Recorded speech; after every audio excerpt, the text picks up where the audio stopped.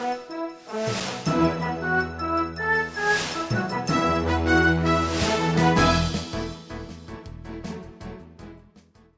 now talk about food. Food. Farmers' Day was yesterday. We have been thinking as a production team. We've been wondering why the prices of food items are skyrocketing, they're soaring, and people are struggling to put food on the table. So let's listen to what the president yesterday said in Koforidua during the Farmers' Day celebration. Most recent years, the sector growth increased strongly from 4.7% in 2019 to 7.4% in 2020 and 8.4% in 2021, the highest annual performance in the Fourth Republic. This sterling performance compares favorably with the Comprehensive Africa Agricultural Development Program's benchmark target of 6% of growth of agriculture for the attainment of national food security. Ironically, the highest growth rates posted were in 2020 and 2021, when the COVID-19 pandemic and other negative forces such as climate change and outbreak of diseases were impacting the sector. Going forward, government will deepen investment in these areas and build on the achievements so far through additional interventions. Measures to promote import substitution. As part of measures to ameliorate the current economic difficulties, I have already outlined policy measures to curtail the imports of some food commodities for which we have comparative advantage. All right, so you heard the president, Nana Addo Dankwa Akufo-Addo, yesterday at the Farmers' Day celebration in Koforidua. Let's do this. First of all, let me introduce my resource person in the studio to help us understand why food is expensive in an agrarian country like Ghana. And then we'll also go to the Zoom link. We have two very important personalities who've also joined us. Mr. Joseph Kwesi Buama, he's the chairman of I think it's Mickleb Farm Limited. Good morning, sir. Thank you very much for joining us. That's via Zoom to join this conversation about soaring food prices and in an agrarian economy. Good morning, sir. Thank you very much for joining us. Okay. Once we get the Zoom link correctly, I'm sure he would respond. But let me come back in-house. I do have Mr. Das Farmer. You know, I like the way he's actually, how do you call it? I like the way your name has been couched. It's Farmer Anthony Morrison. Farmer Anthony Morrison, good morning, my brother. It's good morning. to see you here. Yeah, good morning, bro. And happy Farmers Day. Oh, well, same to you. Oh, I should say happy belated Farmers Day. We are still in the mood. Okay, I hear you. All right. Let me now go to the Zoom link and welcome Mr. Joseph Kwesi Buama. He's the chairman of Mickleb Farm Limited. Mr. Kwesi Buama, good morning. Thank you very much for joining us on Inside Pages. Good morning. Can you hear me, sir? Hello? Okay, great. I will also be speaking to Dr. Charles Nyaba. He is the Executive Director, Peasant Farmers Association of Ghana. They grow maize, rice, sorghum, and cashew. And that's what he grows as a farmer himself. Mr. Nyaba, or Dr. Nyaba, you're also there. Good morning. Thank you very much for joining us. Okay, so Dr. Nyaba will also join us shortly to also share his perspectives on what we can do to bring down the prices of food items. As we celebrate Farmers Day, because it was yesterday, we're still celebrating it. Let me start with Mr. Joseph Kwesi Buama, who's the chairman of Mickleb Farm. Mr. Joseph Kwesi Buama, good morning once again. It's good to have you. Now, we're trying to understand why a country like Ghana, an agrarian economy like Ghana, is struggling or is battling with skyrocketing food prices. What perspectives can you share as to why we are where we are?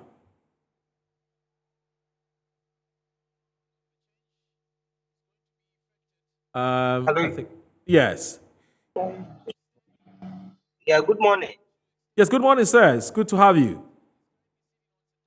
Oh, okay. My name is Joseph Boachi Yado. Oh, okay. Joseph Wachi Yadom.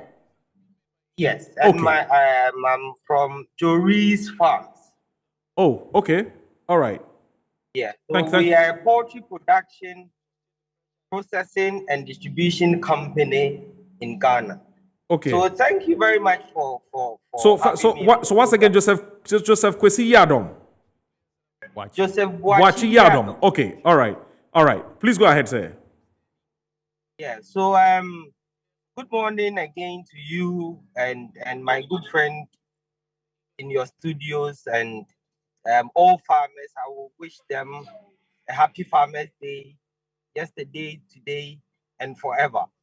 First of all, I want to congratulate the national best farmer because it's no mean an achievement that as a country of a lot of farmers, he's been selected as the best farmer. Now, he carries a lot of responsibility going forward because at the moment, the reality of an impending food shortage is dawning on us. That with affable lands where we should be able to produce enough to eat and even have access to export. So the situation at the moment brings the farming industry to bear and an opportunity for all of us to take advantage of the situation. At the moment, Ghana is having a serious issue with even food safety and food security. And until as a country we get to understand that we have this problem and this issue, we are not going to solve it because the first solution to a problem is even identifying the problem. But then it seems we did not even identify the problem as of now. And yesterday, I would have loved the country to have been sad and reflected over the years how agriculture has been going down gradually, and that, as it seems now, is going down to its barest minimum. I just had a discussion with a woman in less than 5 minutes who approached me. Actually, currently I'm in Doma, where my production farm is, and in Doma, where it is the hub of poultry. This woman is telling me she has a 50-kilogram bag of corn to sell to me at 180 cedis. I will have to get transport to pick this 50-kilogram bag of corn from her place to my farm, which will increase the cost. So now, let me even stick to the poultry, which extends the problem in the poultry industry extends to all the farming farmers situation in the country. At the moment in Doma, which used to be the hub of poultry, right, I can tell you, and your team can go and verify, about 70% of poultry farms in Doma have collapsed. Hey, that's serious. Now, the remaining 30% have reduced their capacity by almost 50%. So you come to Doma and there are a lot of pens lying idle without beds. And you know the number of people who have lost their jobs in Doma. So as a country, and this year we are celebrating. So this year we shouldn't have even celebrated the Farmers' Day. We should have used it as a reflection to know the problems of the farmer. And I want the national best farmer to stand out of the rest and use his high office that he has attained now to establish a Ghana Farmers Union. It's good to know that for you to be able to win and become a national best farmer, you have to be doing everything. So he has poultry, he's into livestock, he's into cocoa, he's into cashew, he's into a lot. That is what you need to do to become a farmer. So I think he has the feel of all these people, what they are going through. Now, when as a poultry farmer I'm talking, he understands. Now, a tomato farmer, he may understand. A cashew farmer, he may understand. So I want him to use his high office to bring all these farmers together. Then we create a national farmers union where we can present a good and a formidable front to government. Because in this country, I see a dislink between the actual farmers and the ministry. So the ministry is doing a different thing, and the farmers are also doing a different thing. We shouldn't work that way. There should be a national policy which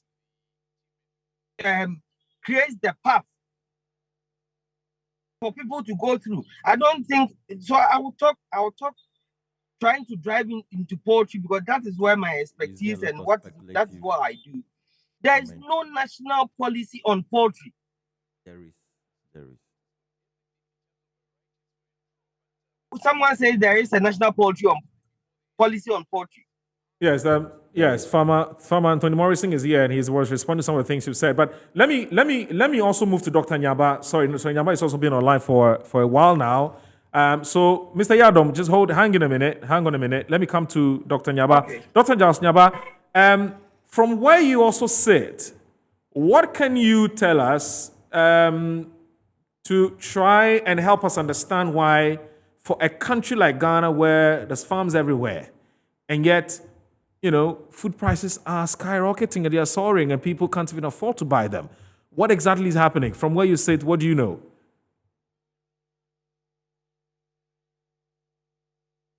Okay. Dr. Nyaba, if you can unmute your mic so that we can hear you, sir. Dr. Charles Nyaba, please unmute your mic. I guess that's where the problem is.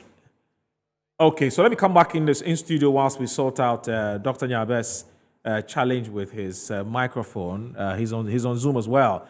Farmer Anthony Morrison, help us understand this because we're struggling to understand. Every day when you wake up, people are complaining. They go to the market, food prices are food items are so expensive, and they're wondering what's happening.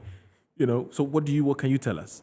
Well, thank you very much, and a very good morning to your cherished viewers. Yeah. But before then, I think it would be useful for you to tell us where you're coming from. So you are So I'm the CEO of the Chamber of Agribusiness Ghana. Exactly. And, So what do you do? I also chair the Ghana Agriculture Sector Skills Body of TVET Commission. Okay. So at the chamber level, we primarily work with all value chain players, all players within the agribusiness and the production value chain. So just a gist. So we're looking at the midstream, upstream, and the downstream. So the downstream, we're looking at the production, retailers, agro retailers. We're looking at input dealers, service providers, and all that. At the midstream, where we look at the processing, value addition, technology interfacing, and all that. Then at the upstream, we're looking at the financial sector, insurance, marketing, export, import, other derivables that are in there. Okay. Now, as a chamber, we focus primarily on 4 key areas.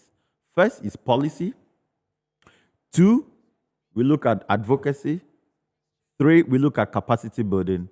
And 4, we look at financial support mechanisms for our members, and also where we do a lot of agri-data intelligence, market intelligence, that's agribusiness market intelligence and all that.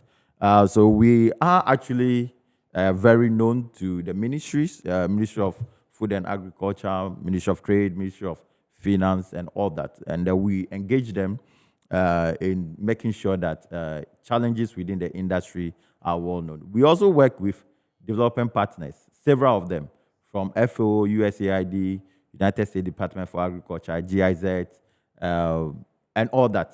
So African Union, ECOWAS Commission on Agriculture. So our engagement is broad-based, and we also engage actively with some other associations like NASDAQ, CropLife, National Farmers and Fishermen Award Winners Association of Ghana, Okay. and Poultry Farmers Association of Ghana, and several others, and most especially also the Vegetable Producers and Exporters Association of Ghana. Right. So let me quickly try to respond to some of the statements my colleague who just spoke. First of all, I would say that there is no need for another national association for farmers. There are commodity value chain associations and also some 3 major national associations that you can identify and join. Okay. Obviously, we have the Ghana National Poultry Farmers Association, Right. which is the umbrella body.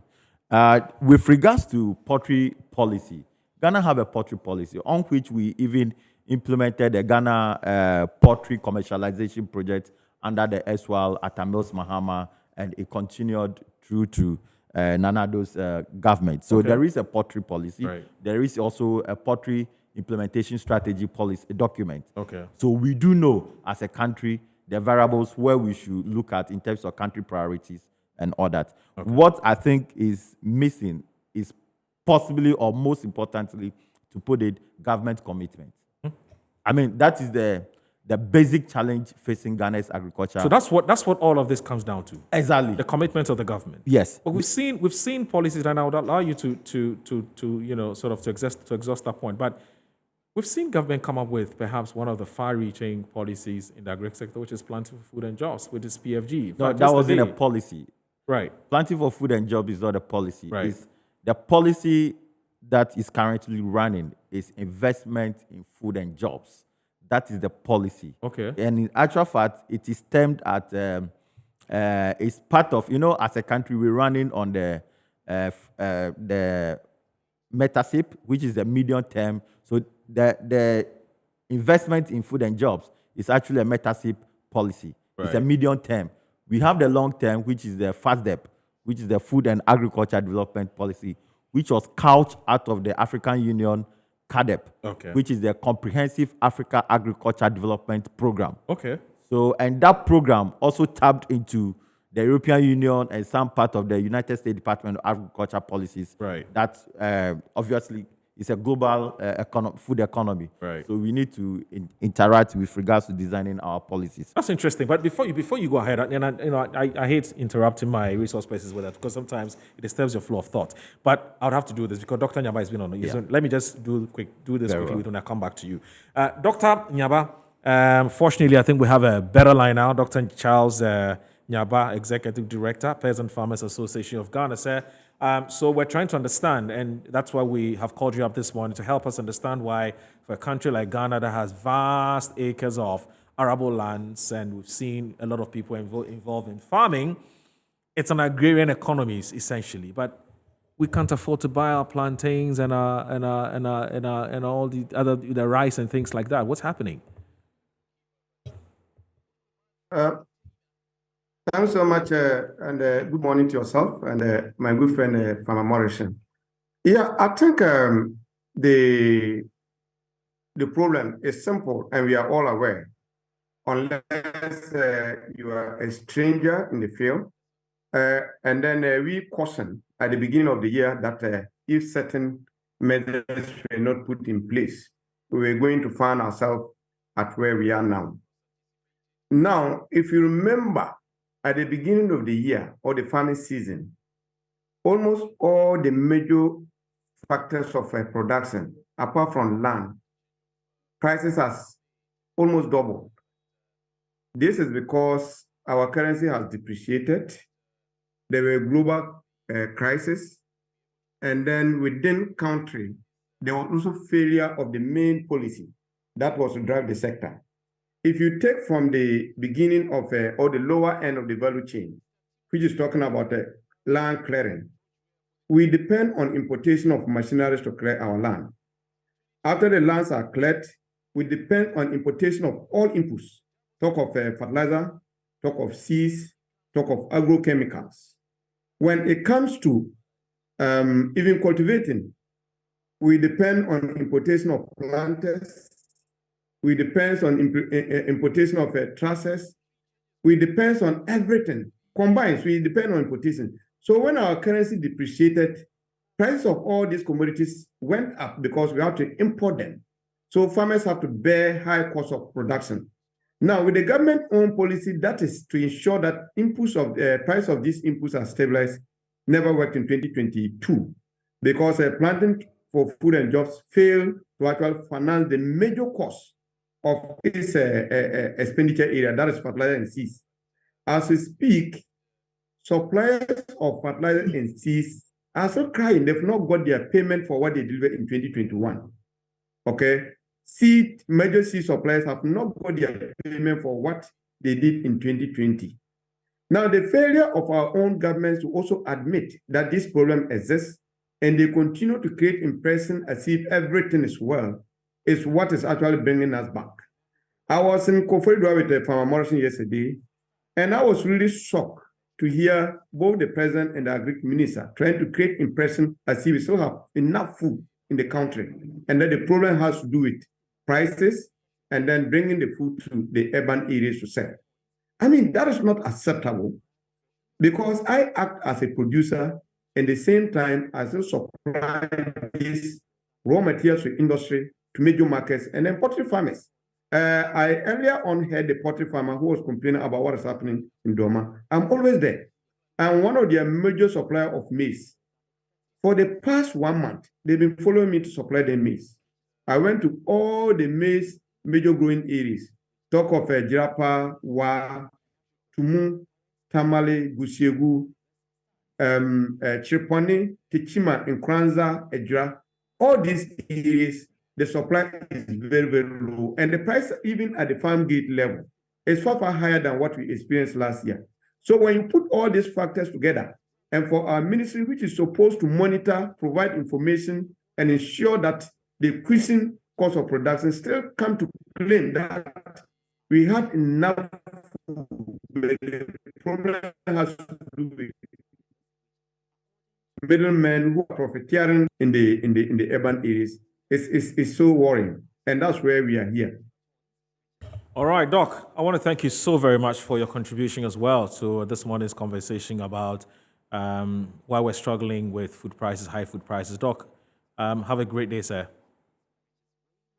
Thank you. All right, then. So, Dr. Nyaba, if I have to attend to some other meetings as well, appointments as well, so we can't keep him on the line for too long. Now, let me come back to Farmer Anthony Morrison. Now, you were walking us through the different levels within the whole value chain in terms of how food gets to our table. But I had to go on the Zoom to speak to somebody, so if you can take it from there.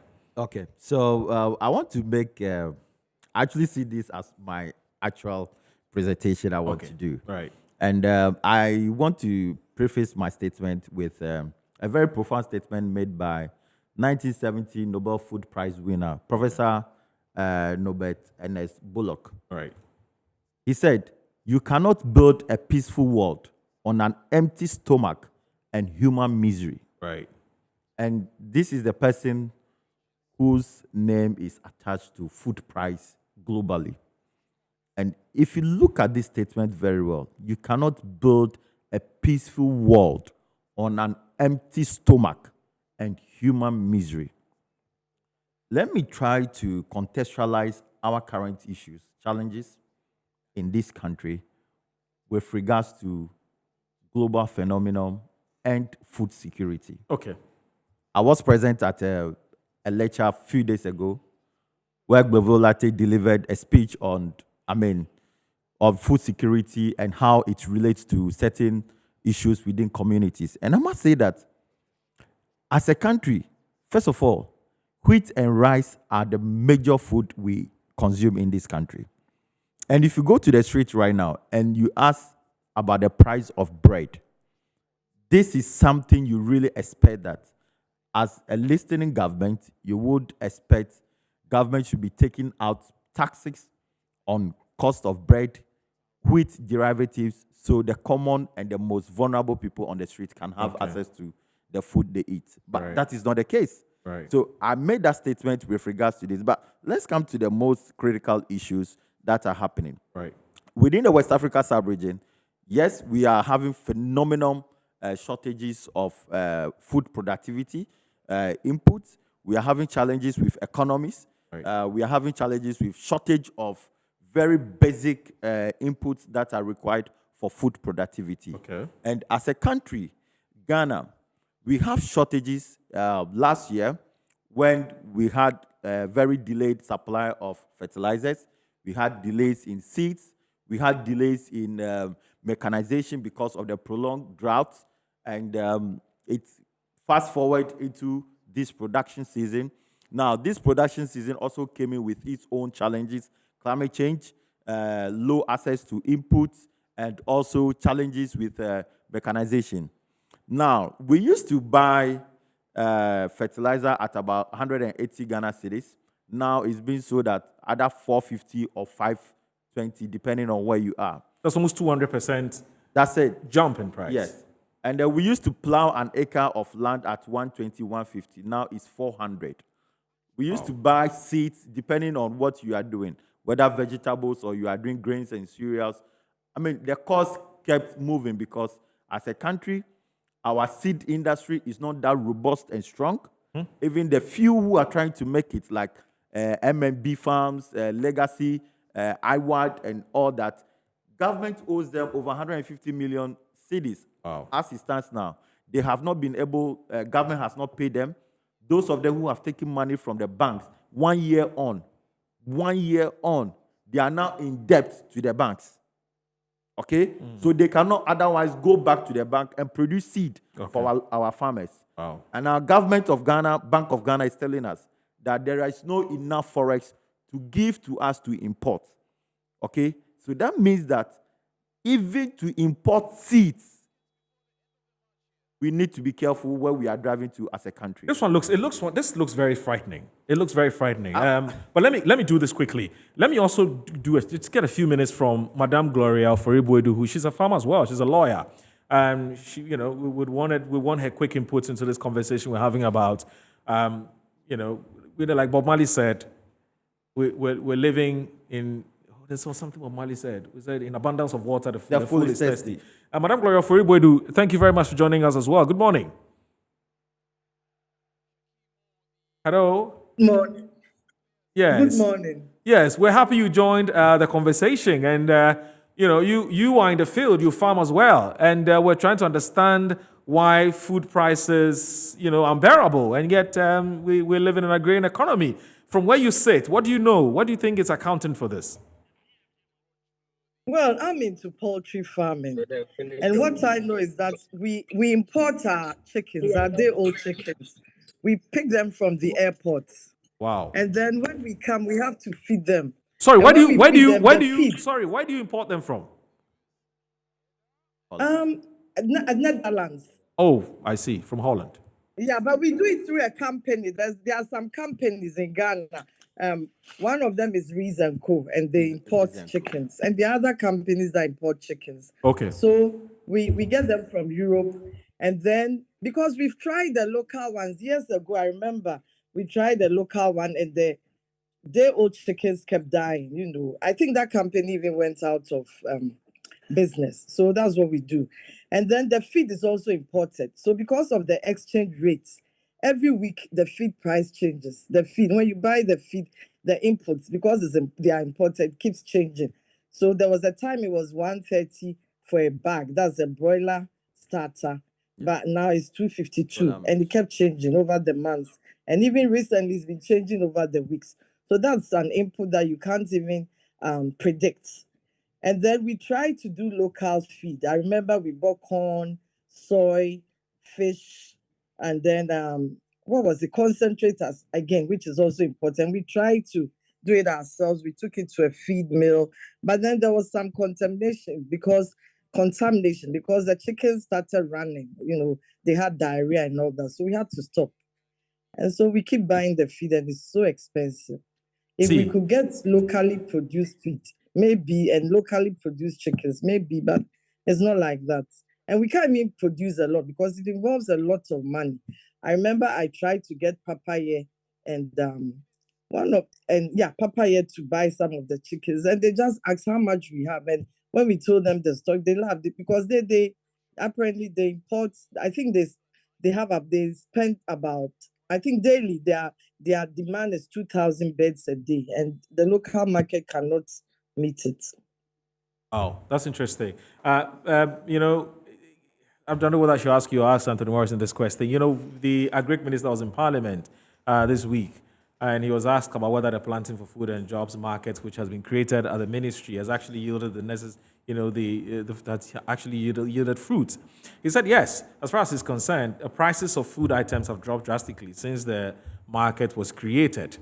You go to the market as well. Is that the case? Have food prices dropped significantly because of that? Well, I would talk from my experience. I prefer to talk from my experience. Right. And another experience I have is with fish, women in fisheries. And I realized that tilapia is a water-grown fish, fresh water. And I have a few women who sell tilapia, and they were telling me that when you travel to the farm to buy it, because the farms also are going through this issue of feed and increasing feed inputs, increasing prices of feed, because some of them are imported. They keep getting the fish in a higher what do you call it? There's higher prices, and then when they factor in their transport and even ice, now they don't even bring in ice, because when you add the ice and you want to cost it, the fish price becomes so expensive and people cannot buy. Yeah. And if you're in an area, you can't, if you need to cost the tilapia at maybe 1 for 50 Ghana, you can't, because it will not be bought. So you have to maybe take out the ice and then sell it about 30 or 25 per fish. Wow. So these are some of the issues. Right. All right, Madam Gloria, for everybody, thank you very much for joining us.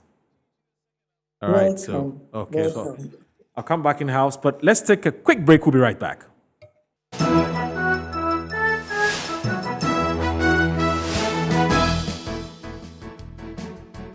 All right, welcome back. Sorry, some of these things happen sometimes off air. I was having a very interesting conversation with Farmer Anthony Morrison. He's got a lot to say. Unfortunately, time is not on our side. So one of the things I was suggesting was that, look, he has very interesting response to what Madame Gloria Ofori-Boadu has said. And so he would want to share with us some knowledge on fish farming, and then poultry and fish farming. And then we'll wrap it up, and then we'll bring him back next week to do a one-on-one on the agri sector, the whole value chain, so that we can enjoy him much better. I think you agree with me, don't you? All right. So, and he's agreed. Next week he'll be here. So, there was something I want to say in response to what Auntie Gloria said. You see, as a country, yes, you already know that we only have 2% access to all our minerals. Okay. Both oil and gold and diamond. Right. So that tells you that 36 million people have nothing to boast of. True. And the only thing we can control is the food we produce and the food we eat. True. So if a country cannot invest into agriculture, this is the situation you find ourselves. I'll just take an example from the budget and tell you and tie it in with what she just said. She just said. We are putting in 1.2 billion cedis for food production. Meanwhile, government has found it necessary to bring in $400 million for agriculture insurance. How do you insure a very extremely exposed sector? That actually requires that there are certain key variables that needs to be present. Good seed, availability of fertilizer, which will be applied at the right time, in the right quantity, mechanization, irrigation. Where on our farms, we are having challenges with climate change. Long droughts, long rainfall, people harvest and there are no dryers to dry them. People harvest and there are no millers. You see, you can't expose an industry. So I'm just appealing to the Ministry of Finance. They should bring that money directly to productivity. Yesterday, we were at Farmers' Day. Okay. 4.4 kilos of rice is now costing 90 Ghana cedis. Wow. Yes. So if you are buying your 5 kg, multiply 90 times 5. If you are buying your 25 kg, multiply it and you get it. But with regards to my colleague farmer, we're talking local rice. Yes, local rice. Yes, local rice. Yes. Prices, look, we do not have paddies. As I can tell you, 2 million companies are importing paddies right now so that they can mill. What are paddies? After harvesting the Okay. rice, Uh-huh. you dry. What you have, the initial ones are the paddies. Okay. The one that is still in the original shells. Okay. Those are the paddies, Okay. the brown stuff. And you mean we have to import them? Because there are no paddies for the mills. Wow. So look, we are gradually getting to a food recession as a country.